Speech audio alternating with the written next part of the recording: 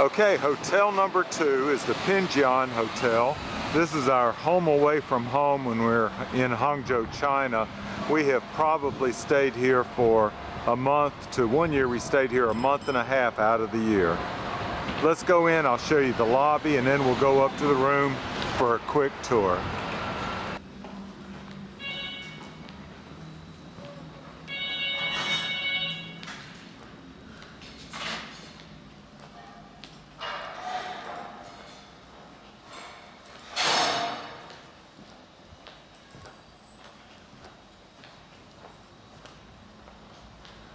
I think we're going to try out those chairs right there before too long. That trip was pretty rough on us. Okay, here are the elevators. Let's see if we can get one that's on the, there we go. There's 16 floors to this hotel and we're on the 16th floor.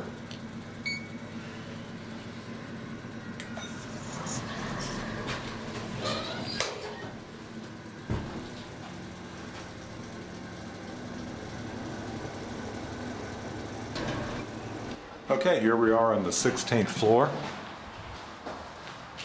Now the Pinjiang Hotel is a little bit different from other hotels that I've stayed at. It's a traditional Chinese hotel, or it's a Chinese hotel. I have more trouble probably communicating with the front desk here than any of the hotels I've stayed at, but they cater to a different clientele. There's 17 universities in this area. Let's be sure and put our key in the key card. Everything will turn on. But they cater to 17 universities here, and so it's a little bit different. It's not a traditional Chinese hotel like we've stayed at downtown. Let me give you a picture of the view first.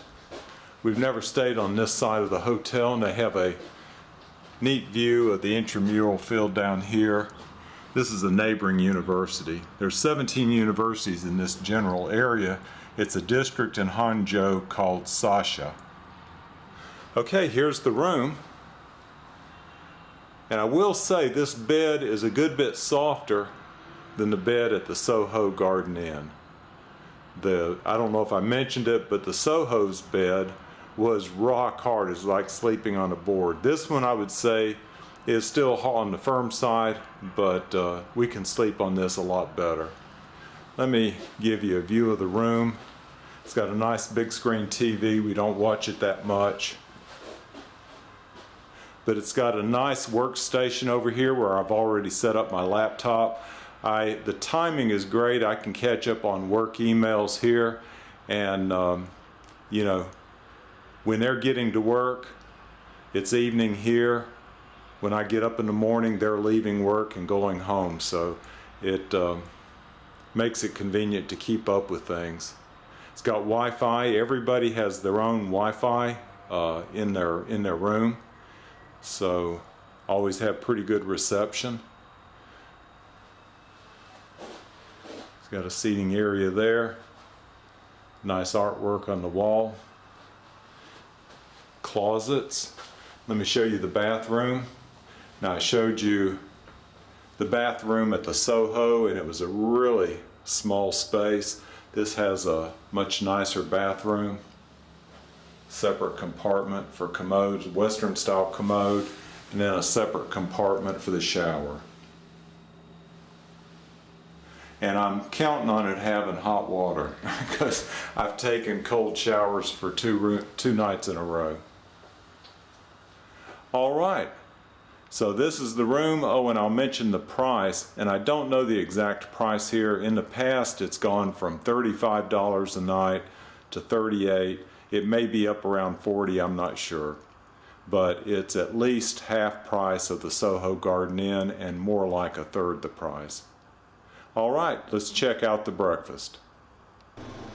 Hey guys, I'm ready for breakfast number 2. We've been eating here for quite a while, for the past week and a half probably. This is the Pinjiang Restaurant. It's in our hotel, and it's on floor number 3. Let's go see what it looks like. Now this restaurant is different from the first restaurant in that this is a buffet, And they've had varying number of people eating in the morning. I don't know what time they actually open up, but I see some people actually leaving. When they have full crowds, they have both lines of the buffet open. We'll see what they have this morning. I'm having to bring my own coffee because they don't serve that here. It looks like they have about 3 sheets of people eating. I'm going to set my coffee down and then do a flyby. They have 2 varieties of Joe. This one is colored with dark beans, I believe, but that's white rice in it.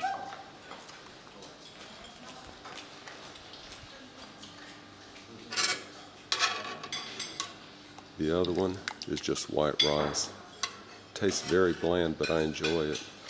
There's some condiments here that really are the spiciest things on the table. My wife enjoys this one in particular. Tastes sort of like kimchi in a way. Fried rice is a staple. Oh, this is one of my favorites, and their menu changes from day to day. We've eaten here probably for 10 days so far, but this is a potato dish with some greenery. This is another one of my favorites. Actually, my most commonly eaten meal here is tomato and eggs. This is tofu, I believe. I don't touch that. They love their corn. They cut it up into small pieces so they can eat it with their chopsticks. And a Chinese breakfast isn't complete without boiled egg. Baozi is a staple. I'll get one of both of those. Always get watermelon with my meal, cucumbers and tomatoes. Now I say they don't serve coffee, but they do serve a couple of different drinks. One is sort of a white rice drink.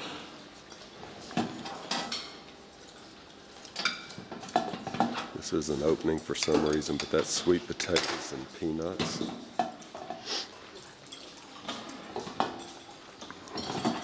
They like Vienna sausages here.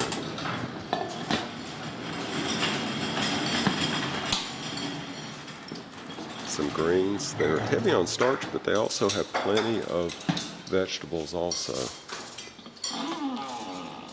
And then there's jiaozi, or dumplings.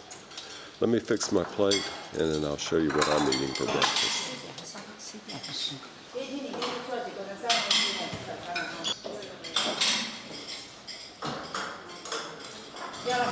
All right, here's my meal, what I chose, and I was fortunate this morning they had a lot of my favorites that I get every day. They do change the menu, as I said, from day to day, but they happen to have some of my favorites here.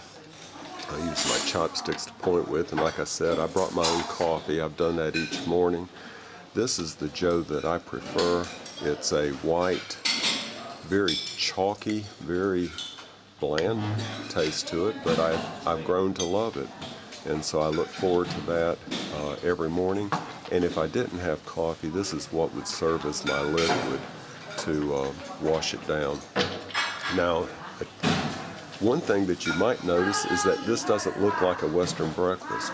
It doesn't look like a Western breakfast at all. In fact, they eat a lot of the same things 3 meals a day.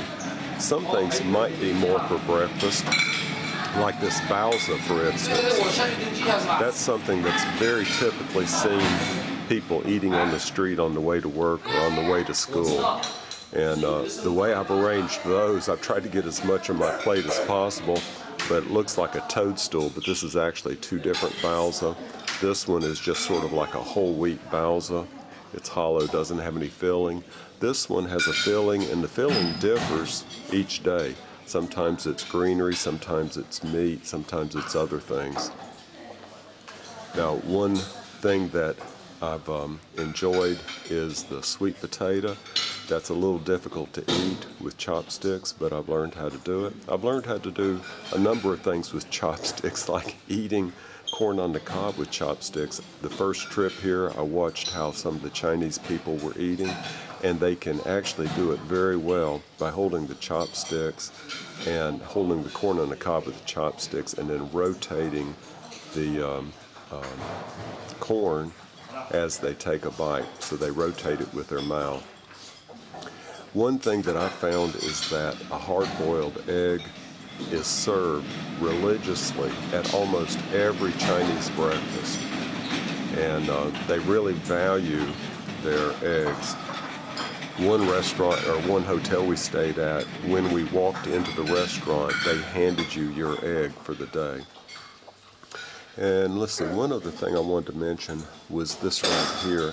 This is the one thing you will notice about this Chinese breakfast in particular, is it's very bland. There's not a lot of taste, not a lot of flavor in any of the foods. But this relish right here, I'm not sure what to call it. It's pickled. It's some type of pickled vegetable or pickled rind. And it is a little spicy. It sort of reminds me of the taste of kimchi. But that is the only thing of any real flavor on my plate. And so I tend to get more of that and then blend it into some of the other foods just to give them a little more flavor. All right, let me get started eating, and if I think of something that I want to point out to you, I'll bring you back. Well, we're packed up and on the move again. We just checked out of the Pinjiang Hotel. We spent 10 nights there, and as I said before, that's probably our #1 hotel for where we stay when we're here. It's fairly inexpensive. The bill for 10 nights was 2,880 RMB, I believe, if I remember correctly. But we're headed to our favorite hotel. It's about a 45-minute trip by walking and subway, but we're headed to downtown Hangzhou near Westlake, and this is possibly the best hotel that I've ever stayed in.